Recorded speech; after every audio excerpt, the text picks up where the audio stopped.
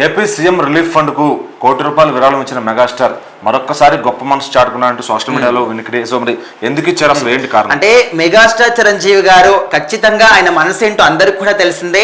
మొన్ననే ఆయన 70వ పుట్టినరోజు కూడా జరుపుకున్నారు. దేశవ్యాప్తంగా ఆయన ఫ్యాన్స్ ఎక్కడెక్కడైతే ఉన్నారో, అది రాజకీయ ప్రముఖులు కావచ్చు, సినిమా ప్రముఖులు కావచ్చు, అభిమానులు కావచ్చు, అందరూ కూడా పెద్ద ఎత్తున ఆయన బర్త్డేని సెలబ్రేట్ చేసుకున్నారు.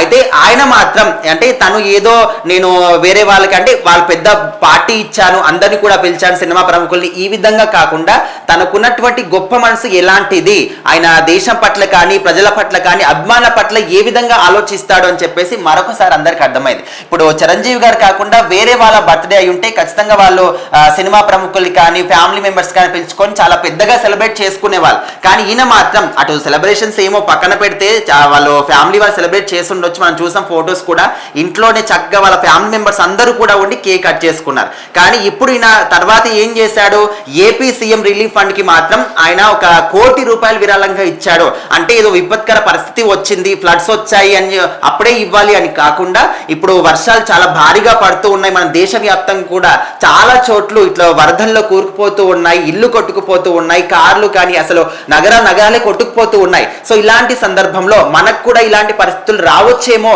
మనం ఊహించలేము. ఎప్పుడు అంటే ప్రకృతి ఎలాంటి విపత్కర పరిస్థితులు ఎప్పుడు సృష్టిస్తుందో మనం వాటిని గమనించలేం. కాబట్టి సో ముందుగానే మన చిరంజీవి గారు ఏపీ సీఎం రిలీఫ్ ఫండ్ కి మాత్రం ₹1 కోటి విరాళంగా ఇచ్చారు. చాలా మంది కామెంట్స్ లో ఆ ఇచ్చేదేదో పవన్ కళ్యాణ్ గారికి ఇవ్వచ్చు కానీ కూడా చాలా మంది మాట్లాడుతున్నారు.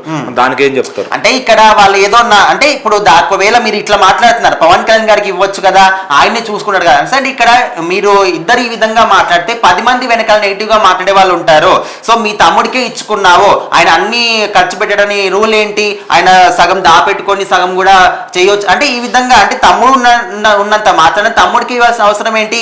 ఆయనకన్నా పెద్ద మనిషి సీఎం మనకు సిబిఎన్ గారు ఉన్నారు, ఎంతో విజన్ ఉన్న వ్యక్తి, ఎంతో గొప్ప అంటే ఆయన కూడా ఎన్నో సంవత్సరాల నుంచి ఎక్కువగా రాజకీయ జీవితం గడిపిన వ్యక్తి కాబట్టి ఖచ్చితంగా ఆయనకే ఇవ్వాలి. ఇప్పుడు ఈయన డిప్యూటీ సీఎం వాళ్ళ తమ్ముడికి ఇవ్వచ్చు ఓకే, బట్ డిప్యూటీ సీఎంకి ఇచ్చిన అంటే ఇచ్చినా కూడా తమ్ముడికి ఇచ్చాడని చెప్పేసి చాలా మంది మాట్లాడుకుంటారు, డెఫినెట్లీ మాట్లాడతారు, దీన్ని ఎలాంటి అబ్జెక్షన్ కూడా ఉండదు.